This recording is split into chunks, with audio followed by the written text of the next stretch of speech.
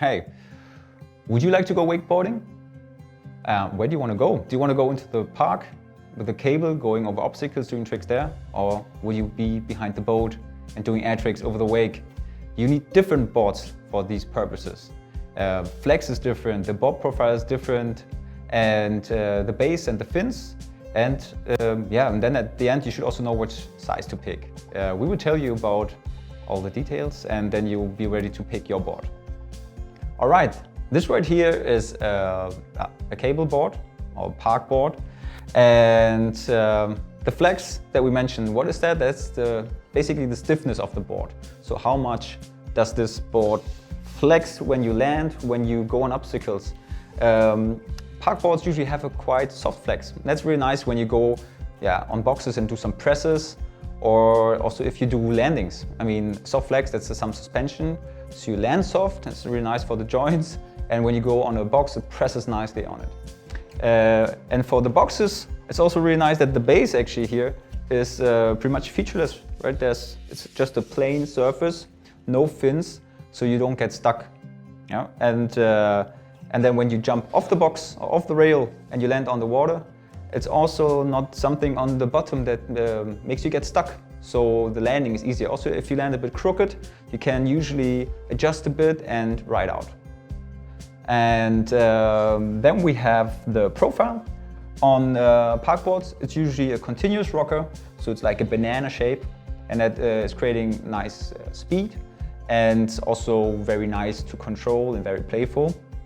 And what we have, then we have the grind base, of course. And this is when you, of course, go on a lot of obstacles. There's a lot of friction, abrasion, and then you want something that can really withstand these powers. So this is basically what you have on a park board. If you want to be pulled by a boat, then you need a board like this. And when we talk about flex, these boards are quite stiffer because you need the control, you want directional stability, and you want power. So with these ones you have a quite aggressive riding style. Of course you don't have so much suspension when you land on the water. But then we have the board profile. This is usually a 3-stage rocker. So you have a rocket tip, a quite straight middle part, and a rocker tail. So you get actually the playfulness a bit from the continuous rocker, but you have the stability, stiffness and control in the middle part. And when we talk then about the bottom, when you're behind the boat you don't have obstacles, solid obstacles, but soft ones, the wake, the little wave. So to create enough power to do air tricks, you need something to create momentum, power, friction, and there you have the fins and the channels. So you edge that quite a bit and release, and then you get the pop and the air time. If you land, of course, this is not so forgiving. You have to land quite straight. So I would say whether you're quite dedicated rider and you really want to wakeboard behind the boat, or you have a little bit of experience. Okay, these were the boards. Remember, it's all a matter of preference at the same time. So sometimes you like this a little bit better, this a little better. And these days you actually get some boards that are a mix of these two. But now talk about bindings. Here you can see the two main types. This one here is an open one. You can see this is here cut off. And this is often used behind a boat, and especially also by kids, because actually it covers a wide range of sizes, 4 sizes sometimes. And when you're friends behind a boat, then you don't need to switch all around the bindings and screw them off. This one is usually used in the park, and this one is closed. That gives you actually quite a confidence boost when you go on obstacles and you know you cannot hit your toes that easily. At the same time, it's covering only 2 sizes or sometimes 1, and the advantage of that is that it sits much better.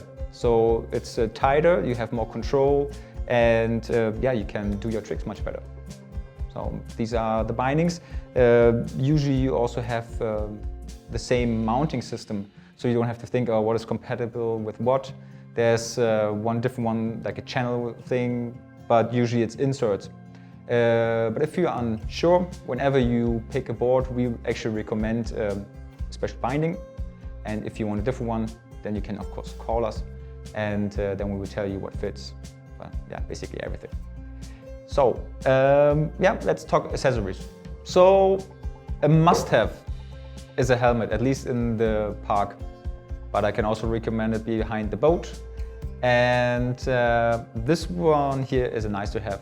That's the impact vest, especially when you do tricks. Again, a confidence boost when you think maybe, yeah, you would not land it or something. If you hit the obstacles, very helpful to avoid pain.